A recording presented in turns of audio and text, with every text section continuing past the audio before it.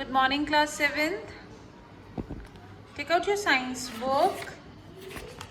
As you know that we have completed this chapter, Nutrition in Animals. This is your page number 15. Okay? We have completed this chapter. Today we will just do the fact zone of the chapter. Okay? The fact zone पढ़ते हैं. सबसे पहला fact zone है ये. As humans and animals consume their food in the form of organic matter, humans और animals कैसे खाते हैं अपना खाना? In the form of organic matter. इसलिए उनके न्यूट्रिशन को बोलते हैं holozoic type. क्या बोलते हैं हमारे न्यूट्रिशन को? Holozoic. Now another, हमने स्टार फिश वाला भी पढ़ा था. स्टार फिश क्या होती है? देखो स्टार शेप की फिश है एक. This is on page number 16. This is a star shaped fish. It feeds on animals. ये क्या खाती है? ये उन एनिमल्स को खाती है जिनकी बॉडी पे हार्ड शेल्स होते हैं. और वो शेल किसके बने होते हैं? कैल्शियम कार्बोनेट के. किसके? कैल्शियम कार्बोनेट के. After opening the shell the starfish pops out its stomach.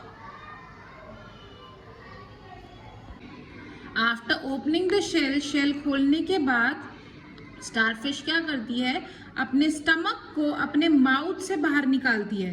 कहाँ से? अपने स्टमक को अपने माउथ से बाहर निकालती है ताकि वो शेल के अंदर बैठे स्मॉल सॉफ्ट एनिमल को खा सके. फिर उसके बाद खाने के बाद स्टमक वापस अंदर चला जाता है बॉडी में और फूड पूरा उसमें डाइजेस्ट हो जाता है और स्टारफिश फिर ऐसी ही दिखती है. Okay. Now another fact shown is page number 17. Honey bee. Honey bee सबको पता है ना? हनी बी क्या करती है आपको पता है? Honey be after locating the food source, honey bee पहले देखेगी कि उसे खाना कहाँ मिलेगा. फिर जब वो देख कर आ जाती है कि खाना कहाँ मिलेगा, वो अपने हाइव यानी अपने घर पे वापस आ जाती है. And performs a type of dance. और वहाँ आके एक डांस परफॉर्म करती है. Other bees get the information about the direction of the food through the dancing movement. उस डांस मूवमेंट से जो बाकी बीज है उन्हें पता चल जाता है कि खाना कहाँ पर है डांस के मूवमेंट से. If the food is near the hive, a round dance is performed. अगर फूड हाइव के पास होता है तो कैसा डांस करती है हनी बी? Round dance. और अगर फूड दूर है तो it dances in all the directions. तो जो हनी बी है वो हर डायरेक्शन में डांस करती है जब तक कि वो फेंट ना हो जाए, बेहोश ना हो जाए. तो ऐसे वो बाकी बीज को इंफॉर्मेशन देती है खाने के बारे में. Okay. Come to the next page, page number 19.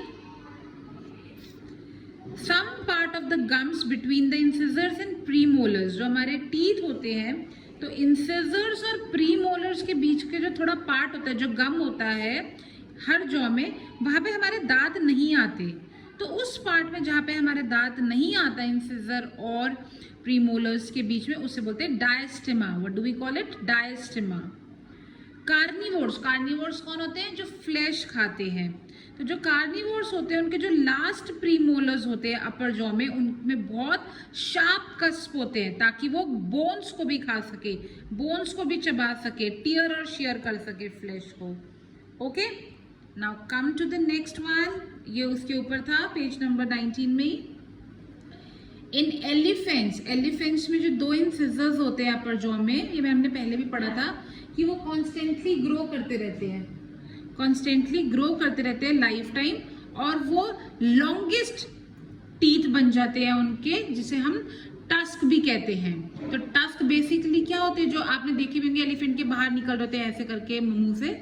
तो टस्क आर मॉडिफाइड इंसिजर्स ही होते हैं वो. This is a distinctive feature of male elephant. ये मेल एलिफेंट का फीचर है. रोडेंट्स क्या होते हैं? जैसे चूहे वगैरह. तो इंसिजर्स क्या होते हैं? ओपन रूटेड होते हैं और वो भी ग्रो करते रहते हैं. Incisors may be totally absent और लैकिंग. हो सकता है ऑक्स में इंसिजर हो ही ना, आए ही ना अपर जॉ में. Now another fact point is the human teeth and tooth decay. Humans have 2 sets of teeth. Human के 2 सेट आते हैं. प्राइमरी जो सारे गिर जाते हैं, परमानेंट जो परमानेंटली आते हैं. प्राइमरी टीथ को हम डेसिडियस और मिल्क टीथ भी बोलते हैं या बेबी टीथ. वो गम्स के साथ अटैच होते हैं और टूटना शुरू हो जाते हैं जब बेबी 6 मंथ ओल्ड होता है. सॉरी, ये आना कब शुरू होते हैं? जब बेबी 6 मंथ ओल्ड होता है तब ये टेम्परेरी टीथ आना शुरू हो जाते हैं. और कितने आते हैं टोटल? 20 आते हैं, 10 ऊपर और 10 नीचे. हर जॉ में 4 इंसिजर्स होते हैं, 2 केनाइन्स, 4 प्रीमोलर्स एंड नो मोलर्स नहीं आते छोटे बच्चों के। फिर जब हम 7-8 ईयर्स के होते हैं, 6-7 ईयर्स के, तो ये टूटना शुरू हो जाते हैं और हमारे परमानेंट टीथ आना स्टार्ट हो जाते हैं। Okay, now come to another page, page number 21। Now this is page number 21।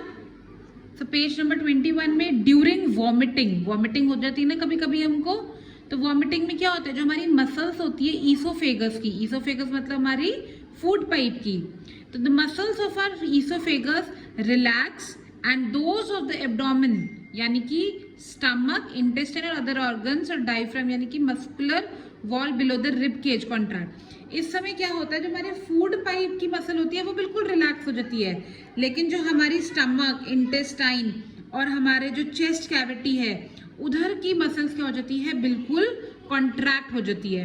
इस मूवमेंट के वजह से क्या होता है, due to these movement the content of stomach comes out forcefully, एकदम से हमारे स्टमक पे फोर्स आता है और सारा की सारा खाना जो हमने खाया होता है वो हमारे माउथ तक आ जाता है, और इसी को हम बोलते हैं वॉमिटिंग। यानी कि जब हमारी फूड पाइप की जो मसल्स है वो रिलैक्स पोजिशन में चली जाती है और स्टमक इंटेस्टाइन की मसल्स कॉन्ट्रैक्ट करने लग जाती है। कॉन्ट्रैक्ट मतलब ऐसे ऐसे होने लग जाती है। ओके, अब हिकअप्स सबको आते हैं। हिकअप्स मतलब हिचकियाँ।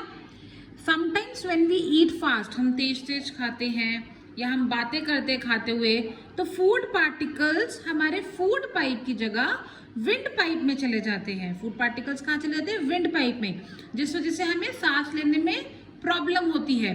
तो इस समय जब हम सांस बाहर छोड़ते हैं तो सांस के साथ एक जर्क सी आवाज आती है जिसे हम बोलते हैं हिकअप। क्या बोलते हैं, hiccup sound. Okay, is this clear? Now page number 22. As opposite to its name, small intestine is smaller in diameter 3 centimeter but longer in length than the larger intestine. अब ये बोल रहे हैं कि हालांकि नाम तो उसका स्मॉल इंटेस्टाइन है और दूसरे वाले का नाम है लार्ज इंटेस्टाइन, लेकिन जो स्मॉल इंटेस्टाइन की लेंथ होती है वो क्या होती है, लार्ज इंटेस्टाइन से ज्यादा होती है। स्मॉल इंटेस्टाइन की जो लेंथ है वो है 7 मीटर और लार्ज इंटेस्टाइन की जो लेंथ है वो है 2 मीटर। और स्मॉल इंटेस्टाइन इतनी ज्यादा कॉइल्ड होती है कि हमें पता नहीं चल पाता कि वो इतनी बड़ी है। ऑल राइट, नाउ ये हमने पहले भी पढ़ा था लास्ट, एक एडल्ट काउ में कितनी कैपेसिटी होती है र्यूमन में, कितना खाना स्टोर कर सकता है र्यूमन, 250 लीटर्स। एक एडल्ट काउ में डाइजेशन लगभग 60 to 100 आवर्स में होता है, हालांकि ह्यूमंस में डाइजेशन होता है 3 to 24 आवर्स में। All right, very good. Now let's recap page number 23। तो होलोजोइक न्यूट्रिशन क्या होता है, एनिमल्स और ह्यूमंस का। Holozoic nutrition is one in which animals take in solid food. Nutrition in humans is holozoic type. फिर human digestive system में क्या 5 stages होती है डाइजेशन की, ingestion, digestion, absorption, assimilation and digestion. Different organisms have different modes of nutrition. अलग अलग organism में अलग अलग मोड्स होते हैं न्यूट्रिशन के, जैसे कि amoeba uses pseudopodia and paramecium uses cilia. सब अपने न्यूट्रिशन के लिए कोई ना कोई ऑर्गन यूज करते हैं। वैसे अमीबा क्या यूज करता है, स्यूडोपोडिया जो कि उसकी फॉल्स फीट होती है, और पैरामीशियम यूज करता है सीलिया जो कि उसकी फॉल्स फीट होती है। एलिमेंट्री किनाल, जो हमारी पूरी किनाल है, पूरी पैसेज है एक पूरा हमारा खाना खाने का, तो उसमें क्या क्या आता है, माउथ से शुरू होता है, फिर फूड पाइप यानी ईसोफेगस, फिर स्मॉल इंटेस्टाइन में जाता है, फिर स्टमक में जाता है, स्टमक से स्मॉल इंटेस्टाइन में, फिर लार्ज इंटेस्टाइन में, वहां से लार्ज इंटेस्टाइन का एंड यानी कि rectum, and then it comes out through anus. Digestive glands secrete enzymes into the alimentary canal. Salivary glands, liver and pancreas are example of digestive gland. कौन कौन से glands digestive gland है हमारी body में, salivary gland, liver and pancreas। जो undigested food होता है, जो खाना हम डाइजेस्ट नहीं कर पाते, वो कहाँ पर रहता है, रेक्टम में, और फिर एनस से बाहर आ जाता है। ह्यूमंस के 2 टाइप के टीथ आते हैं, प्राइमरी छोटे बच्चों के, और उसके बाद वो गिर के परमानेंट टीथ आते हैं। परमानेंट टीथ भी 4 टाइप्स के होते हैं, incisors, canines, premolars and molars.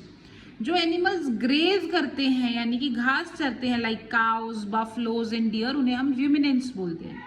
Ruminants में कितने चैम्बर का स्टमक होता है? 4 चैम्बर्ड स्टमक, जिसका नाम होता है rumen, reticulum, omasum and abomasum. Amoeba ingest its food the help of its false feet. अभी मैंने आपको बताया अमीबा अपना खाना लेती है अपने फॉल्स फीट से, जिसका नाम होता है स्यूडोपोडिया, और फूड वहां से चला जाता है डाइजेस्ट होके फूड वैक्यूल में। Okay, so the recap work is also done, children. Now come to the page number 18 in your book, page number 18. Let's do this book exercise. The process of taking in food, खाना अंदर लेने की process को क्या बोलते हैं? The process of taking in food is called ingestion. What is the process of taking in food known as? Ingestion. Ingestion, ingestion, ingestion.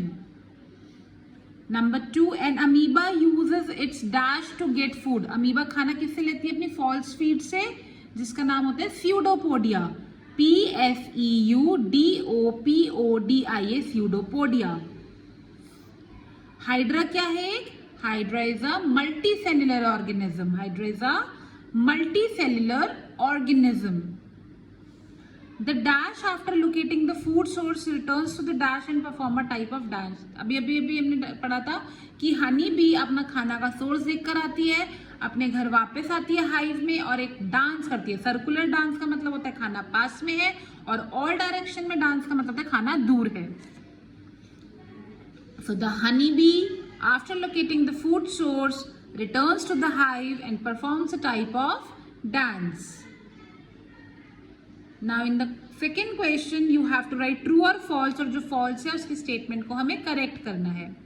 So butterflies nectar को suck करते हैं from flowers through their proboscis. Yes, इस process को क्या बोलते हैं? जब butterfly flower से nectar को suck करते हैं, इस process को बोलते हैं proboscis. So this is true.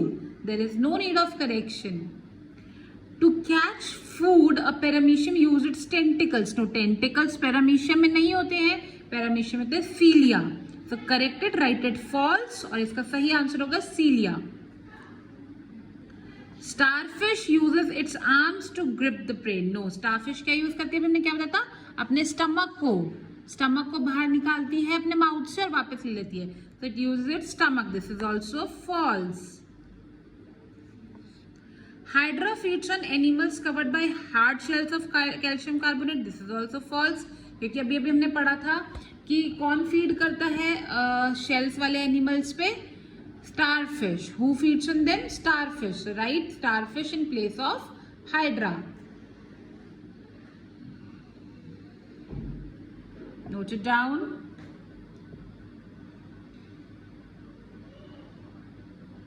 Now come to another page, page number 22, this exercise. Dash is the largest compartment of ruminant's digestive system. ये ruminant का digestive system है ना, सबसे बड़ा compartment कौन सा दिख रहा है? Rumen. So write down rumen, जिसके 4 chambers होते हैं stomach में. Number 2, food mixes with digestive juices. Food digestive juices में कौन सा organ में mix होता है? स्टमक. अब हमें पता है कि स्मॉल इंटेस्टाइन भी 3 पार्ट में डिवाइडेड होती है. हमने पढ़ा था 3 पार्ट कौन कौन से हैं? स्टमक के एकदम बाद वाला part duodenum, middle part jejunum and the lower part ileum. ठीक है, तो इनमें से मिडिल रीजन कौन सा है? Jejunum. Which is the middle region of the small intestine? Jejunum. JEJUNUM. Question number 2, state whether the following statements are true or false. और जो false है उसे हमें सही करना है. Omasum is the smallest compartment of stomach of a ruminant. This is false, क्योंकि सबसे छोटा पार्ट कौन सा होता है? Oomesum, which is the smallest part. Oomesum is the smallest part of a ruminant stomach. So write Oomesum in place of Omasum. Most ruminants have a 4-chambered stomach. ज्यादातर ruminants के 4-chambered stomach होता है. Yes, this is true. 4-chambered stomach होता है, which is made up of rumen, reticulum, omesum and abomesum. So this is true, no need of rectification. Alright, so that's all for today, children. Now we have completed the revision of the chapter also, and some fill in the blanks. From the next class we will start the back exercise. Till then, complete your work, read the chapter, and if there is any query, please send me a voice note. Bye bye and take care.